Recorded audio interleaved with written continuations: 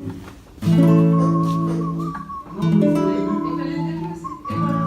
le sifflement qui ne peut pas être facile en fait. Moi je sais pas si Bonjour les gars. Bonjour. Salut Abdel. Excusez-moi juste 2 minutes s'il vous plaît. Attends une seconde, hein, je finis mon plan de coupe. Ok, ouais. Est-ce que vous aurez 2 minutes à m'accorder? Ouais, même 3 si tu veux, si Ok. c'est toi. Est-ce que vous pouvez juste me dire en quelques mots, quelques lignes, ce que cet atelier vidéo vous a permis d'acquérir et ce qui vous a apporté pour votre future pratique professionnelle?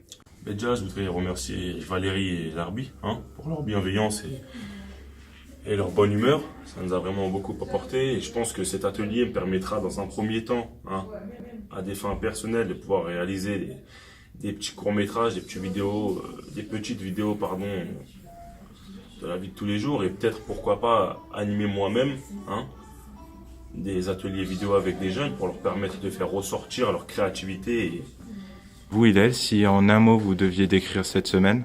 instructif. Instructif? Prendre du plaisir et faire ressentir son plaisir à ceux qui vont regarder notre vidéo, quoi. D'accord. Scène 7. Merci Catherine, exactement. Nous nous trouvons ici, à Neuilly-sur-Marne, où d'après nos sources, un dojo clandestin se déroule. On recommence. Que je pensais au début que les TME c'était une semaine pour nous reposer un peu des partiels qu'on venait d'avoir.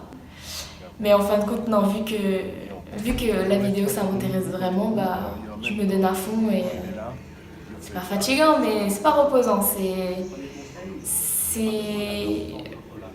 On apprend quelque chose que je connaissais pas du tout. La vidéo, je ne savais pas du tout faire une vidéo.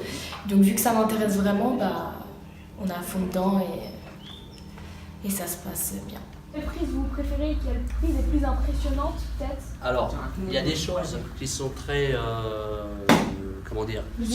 visuelles. Pas casser le jouet. Jamais casser les jouets. Quand la caisse à jouer, tous les jouets sont cassés au bout du jeu. Donc il y a des trucs qui sont très visuels. Moi j'aimerais travailler donc avec les jeunes ou en ITEP ou en éduc de prep, donc je trouve que c'est un support intéressant. Moi, étant jeune et même maintenant, quand j'étais adolescente et même maintenant, c'est quelque chose que si on m'aurait proposé, j'aurais été dans cet atelier directement, donc je pense que je pourrais le reprendre, m'améliorer bien sûr, parce que c'est pendant une semaine qu'on apprend tout, mais je pense que ça intéresserait les jeunes. Je pense que je pourrais attirer leur attention avec cet outil. Face. En arrivant? Voilà, il va arriver. Et ça, Et puis après, si ça t'embête pas, on va... Ah oui, si, c'est vrai, ça, il faut le faire aussi, on va le refaire. Bah vas-y, on va le faire ici. À la base, non, j'ai pas choisi cet atelier parce que, concernant l'organisation de ma formation, j'ai pas pu choisir. Finalement, je suis agréablement surprise parce que, en fait, ça regroupe un peu plusieurs ateliers parce que du coup, on peut découvrir les autres ateliers. Et puis de plus, on fait un travail en équipe, en binôme. On a vraiment un choix assez libre pour pouvoir s'exprimer et mettre en avant notre personnalité. Alors dans un premier temps, comme on a pu le voir, c'est vrai que le fait de s'imposer en tant que caméraman dans un atelier, en tant que scénariste, du coup ça nous donne confiance en nous, ça nous donne justement un certain lien avec la communication, avec un groupe, avec des personnes pour pouvoir s'imposer, mettre des choses en place, mais également pour pouvoir acquérir des techniques pour pouvoir les transmettre par exemple à un groupe de jeunes ou de personnes en situation de handicap ou à différents publics. Là du coup comme on va pas nous entendre poser la question, faut que je répète la question. Voilà. De ce fait, se sentir valorisé à travers cet atelier.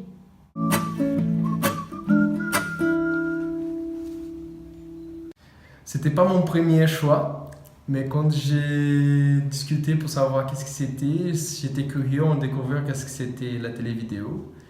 Et parce que ça peut-être, on aurait la possibilité de regarder les autres ateliers et de les filmer. Et ça m'a porté la curiosité. Et du coup, j'ai choisi cet atelier pour pouvoir faire ça. Après, une semaine passée, j'ai trouvé que c'était super sympa. Déjà, on a travaillé en binôme. C'est bien pour commencer par... C'est un travail d'équipe. Donc, il faut faire confiance à la personne avec qui je travaille avec.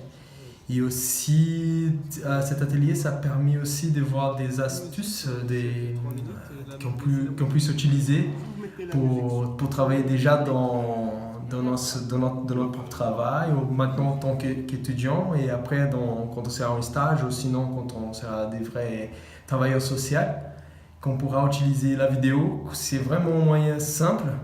Parce qu'aujourd'hui tout le monde a des smartphones et avec un smartphone on peut faire des vidéos et c'est vraiment amusant, c'est drôle et on peut prendre des clichés quand on ne se rend même pas compte des choses qui se passent. Et après au niveau du montage, c'est vrai que c'est un peu technique, mais aujourd'hui il y a des logiciels qui facilitent beaucoup la tâche, c'est gratuit en plus et du coup je pense que c'est accessible à tout le monde. Donc aujourd'hui, sincèrement, si ça aurait été à choisir en sachant un peu tout ça, ce serait mon premier choix, certainement. Non, les intervenants, c'était super sympa. Aussi, ils étaient en binôme, qui se complétaient. Et aussi le fait qu'ils sont ouverts. Sont toujours à l'écoute et essayent toujours d'apporter des solutions. On ne reste pas vraiment dans le problème, on essaye de surmonter et allez, on va trouver des solutions, on va faire comment on peut faire de mieux avec tout ce qu'on a. Du coup, j'ai trouvé que c'était vraiment des super intervenants et voilà. Déjà, je voudrais remercier Valérie et Larbi pour leur bonne humeur, leur bienveillance et leur égard à notre égard.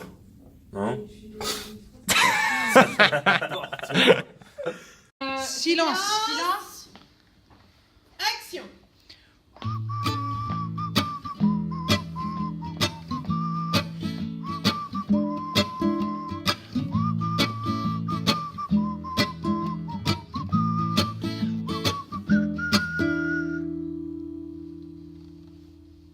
Coupé. Elle était mieux celle-là, je crois.